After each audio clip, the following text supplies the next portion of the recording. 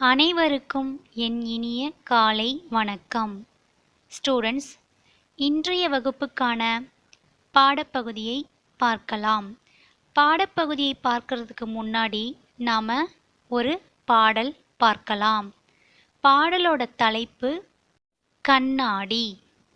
இந்த பாடலின் ஆசிரியர் யார் அப்படின்னு பார்த்தோம் அப்படின்னா அழ வள்ளியப்பா. யார்? அழ வள்ளியப்பா. இவர் ஒரு குழந்தை கவிஞர். இவர் குழந்தைகளுக்கான இலக்கியங்கள் படைத்த மிக முக்கியமான கவிஞர். இவர் 2000க்கும் மேலான குழந்தை பாடல்களை எழுதியுள்ளார். இவர் எப்போ பிறந்தார் அப்படின்னு பார்த்தோம் அப்படின்னா நவம்பர் 7, 1922 பிறந்திருக்காரு. இவர் எப்போ இறந்தார் அப்படின்னு பார்த்தோம் அப்படின்னா மார்ச் 16, 1989 இறந்துட்டாரு. இவர் ஒரு சிறந்த எழுத்தாளர், கவிஞர், ஆசிரியர் என்றெல்லாம் நாம் கூறலாம். ஸ்டூடெண்ட்ஸ், அடுத்ததாக நாம் பாடல் பார்க்கலாம். இப்போ இந்த பாடலை நான் பாடி காமிக்கிறேன். லிசன் பண்ணுங்க. Very good student. மெத்த பெரிய கண்ணாடி வீட்டில் என்னிடம் இருக்கிறது. நித்தம் நித்தம் அதன் முன்னால் நின்றே அழகு பார்த்திடுவேன். எப்படி எப்படி செய்தாலும் என் போல் அதுவும் செய்திடுமே. நன்மை செய்தால் நன்மைதான் நம்மை நாடி வந்திடுமே. ஸ்டூடெண்ட்ஸ், இது என்ன பிக்சர் பாருங்க. பெரிய கண்ணாடி, மெத்த பெரிய கண்ணாடி வீட்டில் என்னிடம் இருக்கிறது. என்ன சொல்கிறாங்க? வீட்டில் பெரிய கண்ணாடி இருக்குதாமா. உங்கள் வீட்லேயும் இருக்குதா தங்கம்? அந்த கண்ணாடி முன்னாடி நீங்கள் போய் நின்று என்ன பண்ணுவீங்க? நித்தம் நித்தம் அதன் முன்னால் நின்றே அழகு பார்த்திடுவேன். நித்தம் நித்தம் அப்படின்னா என்ன? நாளும், டெய்லியும் என்ன பண்ணுவீங்க? அந்த கண்ணாடி முன்னாடி போய் நின்று அழகு பார்த்திடுவேன். நீங்கள் பார்ப்பீங்களா? அந்த கண்ணாடி முன்னாடி போய் நின்று பார்ப்பீங்கல்ல? அதே போல் இங்கே ஒரு சின்ன பாப்பா என்ன பண்ணுறாங்க? கண்ணாடி முன்னாடி நின்று அழகு பார்க்குறாங்க. பாருங்க. Very good student. அடுத்தது, எப்படி எப்படி செய்தாலும் என் போல் அதுவும் செய்திடுமே. அந்த கண்ணாடி முன்னாடி நம்ம போய் நின்று என்ன பண்ணினாலும் அதே போல் அந்த கண்ணாடி முன்னாடி செய்யும் இல்லையா? அதை தான் இங்கே சொல்கிறாங்க. அடுத்தது பாருங்க. நன்மை செய்தால் நன்மைதான் நம்மை நாடி வந்திடுமே. நாம் நன்மை செய்தால் நன்மைதான் அது நம்மை நாடி வந்திடுமே. நம்ம என்ன பண்ணினாலும் அதை அப்படியே அந்த கண்ணாடியில் பார்க்கலாம். நீங்கள் பார்த்துருப்பீங்கன்னு நினைக்கிறேன். Very good student. அடுத்ததா இங்கே பாருங்க. பெயரை சொல்வேன் எழுத்தை அறிவேன். இங்கே உங்களுக்கு எழுத்துகள் கொடுத்துருக்காங்க. அந்த எழுத்துகளுக்கு உண்டான பிக்சர் கொடுத்துருக்காங்க. இதை நம்ம என்ன பண்ண போகிறோம்? வாசித்து பார்க்க போகிறோம். தே நீ, தேனி. தே இல், தேல். அதுக்கு பக்கத்தில் பாருங்க. பே ரிக்காய், பேரிக்காய். அடுத்தது கீழே பேருந்து, பேருந்து. அதுக்கு கீழே பாருங்க. மேசை. அதுக்கு அடுத்தது கீழே மேளம். அதுக்கு அடுத்தது பாருங்க. வேலி. நெக்ஸ்ட் ஒன் வேர். Very good student. அடுத்ததான் நம்ம படமும் சொல்லும் பார்க்கலாம். ஃபர்ஸ்ட் ஒன் கேழ்வரகு. கே இல் வா ரகு, கேழ்வரகு. செகண்ட் ஒன் சேவல். சேவல், சேவல். அடுத்தது பாருங்க. தேங்காய். தேங்காய், தேங்காய். அதுக்கு கீழே பாருங்க. பேருந்து. பேருந்து, பேருந்து. அதுக்கடுத்தது மேகம், மேகம். லாஸ்ட் ஒன் பாருங்க.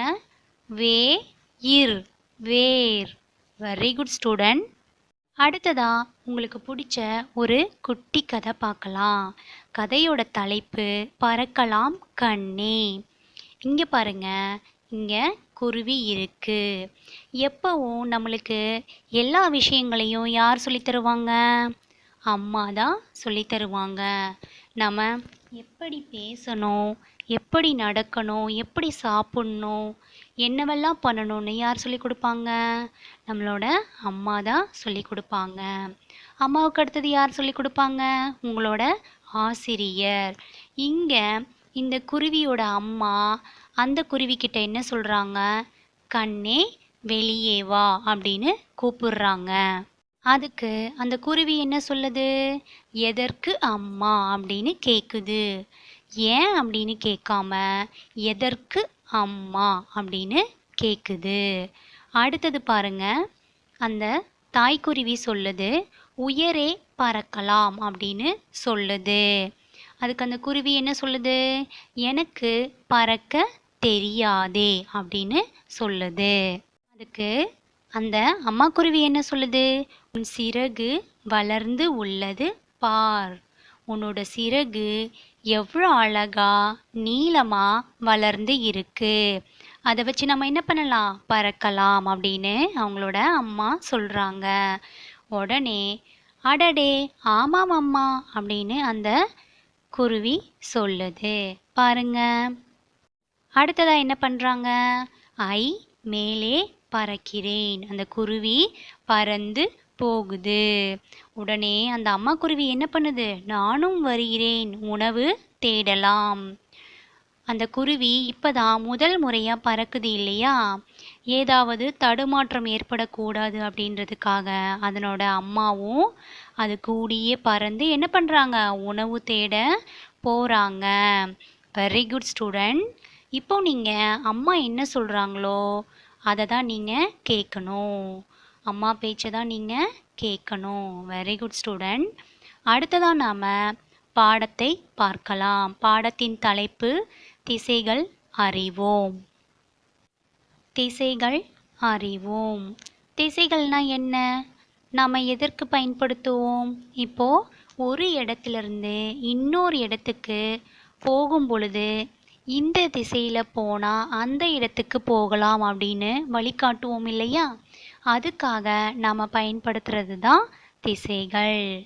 Very good student. இப்போது இங்கே பாருங்கள், என்னென்ன திசைகள் கொடுத்துருக்காங்கன்னு பார்க்கலாம்.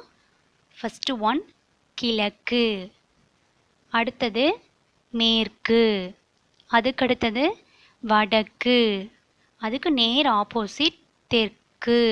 4 திசைகள் கொடுத்துருக்காங்க. இங்கே பாருங்க, இப்போது கிழக்கு திசையில் என்ன இருக்குது? விளையாடும் இடம் கொடுத்துருக்காங்க. விளையாடும் இடம்னா என்ன? கிரவுண்டு. நாம் பள்ளியில் விளையாடுவோம் இல்லையா? அந்த கிரவுண்டு தான் விளையாடும் இடம் அப்படின்னு சொல்கிறோம். அடுத்ததா அதுக்கு நேர் ஆப்போசிட்டில் மேற்கு திசையில் பள்ளி என்ன இருக்குது? பள்ளி இருக்குது. அதுக்கடுத்தது வடக்கு திசையில் பாருங்கள், நீச்சல் குளம் கொடுத்துருக்காங்க. நீச்சல் குளம்னா என்ன? Swimming pool. நம்ம இதில் என்ன பண்ணுவோம்? நீச்சல் அடிப்போம். அதுக்கு நேர் ஆப்போசிட்டில் பாருங்கள், தெற்கு திசையில் என்ன இருக்குது? பூங்கா இருக்குது. என்ன இருக்குது? பூங்கா இருக்குது. அங்கே சென்டரில் யார் நின்றுட்டுருக்காங்க? ஒரு சிறுமி நின்றுட்டு இருக்காங்க. அந்த சிறுமி என்ன பண்ணுறாங்க? 2 கையும் தூக்கிட்டு நிற்கிறாங்க.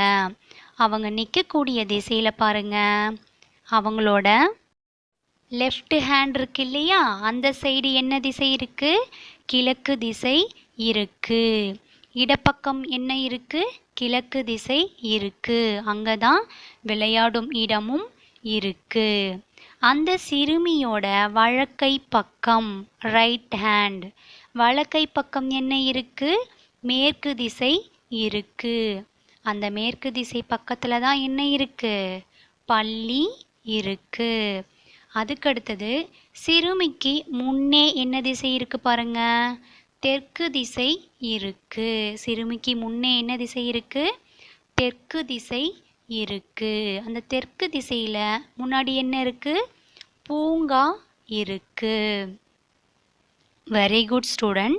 அடுத்தது சிறுமிக்கு பின்னே என்ன திசை இருக்கு? பேக் சைடில் வடக்கு திசை இருக்கு. அந்த வடக்கு திசை பக்கத்தில் என்ன கொடுத்துருக்காங்க?